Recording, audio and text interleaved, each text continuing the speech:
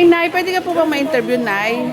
Napakaganda ni Nanay. Nay, ano po masasabi niyo na merong ganitong napakagandang programa si Mayor Isko Moreno na tumutulong sa mga batang Maynila? Nakatulong po sa may mga sakit na tulad namin, sa maintenance. Laki pong tulong yun.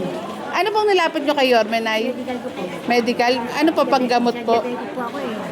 Gamot po, panggamot-gamot. May ginas ko sa gamot, pambiling gamot. Kasi po, diabetic po ako. Opo, napakalaking tulong po talaga. May mensahe ka po pa kay Yorme pa? Salamat po yun sa tulong mo. Nay, ano?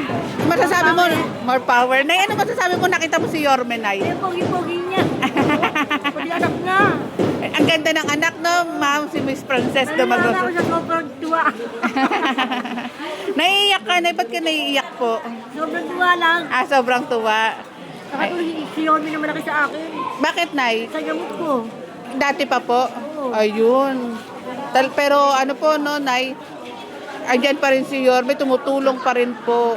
Kaya maraming salamat din po, binalik niyo si Mayor Isko Moreno na talagang may puso para sa mga batang Maynila. Babalik ko pa rin po yan. Ibabalik hanggang maging mataas pa si Yorme. Thank you Kasi po. siya lang may puso sa mga tao nga rin po, no, Nay? Oo.